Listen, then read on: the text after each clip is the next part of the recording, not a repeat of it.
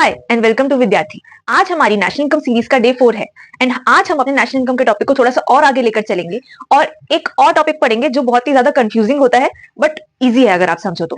चलिए स्टार्ट करते हैं। सबसे पहले हम थोड़ा सा रिकॉल कर लेते हैं कि हमने थोड़े दिन पहले क्या पढ़ा था। हमने थोड़े दिन पहले नॉर्मल रेजिडेंट्स के बारे में पढ़ा था, याद है सबको? अगर याद नहीं है तो आप एक बार फिर से उस फुल वीडियो को रेफर कर सकते हैं। हमने पढ़ा था कि जो नॉर्मल रेजिडेंट्स होते हैं, नॉर्मल रेजिडेंट किसी भी कंट्री का कैसे बना जा सकता है?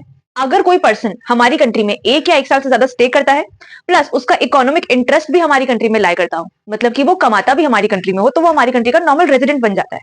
बट आप में से कई बच्चे सोच रहे होंगे कि हमने तो सुना है कि उसमें बहुत ज्यादा पेपर वर्क होता है, बहुत ज्यादा लीगल फॉर्मेलिटीज होती है, तब कोई किसी कंट्री का रेजिडेंट बन पाता है। आप सही सोच रहे हैं, बट वो उस कंट्री का रेजिडेंट नहीं, सिटीजनशिप के लिए बहुत सारा पेपर वर्क करना पड़ता है, बहुत सारी लीगल फॉर्मेलिटीज करनी पड़ती हैं। तो इसी से ही हमारा आज का नया टॉपिक निकल के आता है, that is citizenship versus residentship.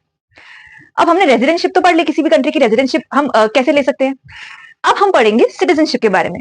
Citizenship किसी भी कंट्री की ऐसे ही नहीं ली जा सकती, उस कंट्री में स्टे करके या उसमें कमा के उस कंट्री की सिटीजनशिप नहीं ली जा सकती। उसके लिए कुछ फॉर्मेलिटीज होती है।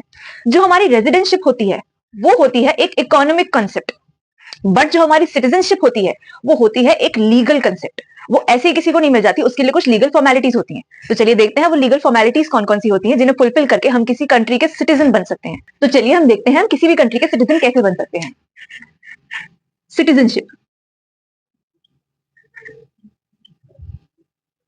हम किसी भी कंट्री के सिटीजन, एक कंडीशन में तो हम ऑटोमेटिकली सिटीजन बन जाते हैं। वो कंडीशन कौन सी है? Place of birth. अगर हम किसी कंट्री में बॉर्न हुए हैं तो हम ऑटोमेटिकली उस कंट्री के सिटीजन बन जाते हैं, हमें कोई लीगल फॉर्मेलिटी करने की जरूरत नहीं है, हम ऑटोमेटिकली उस कंट्री के सिटीजन हो जाते हैं। सेकंड कंडीशन, अगर हमारा बर्थ उस कंट्री में नहीं हुआ बट हमें फिर भी उस कंट्री का सिटीजनशिप चाहिए तो हम उसके लिए अप्लाई कर सकते हैं। ठीक है, तो इन दो कंडीशन में हम किसी कंट्री के सिटीजन बन सकते हैं। हम ऑटोमेटिकली एक कंट्री के सिटीजन तो होते हैं जिस कंट्री में हम बॉर्न हुए होते हैं। अगर हमें किसी और कंट्री का सिटीजन बनना है तो हमें उसके लिए लीगली अप्लाई करना पड़ेगा।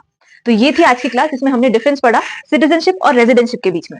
अब हम अपनी नेक्स्ट क्लास में मिलेंगे with a new topic on national income. Till then keep revising and share this video with your friends to follow this series of national income and follow Vidyarthi for more updates. Till then, take care, keep revising, and bye bye.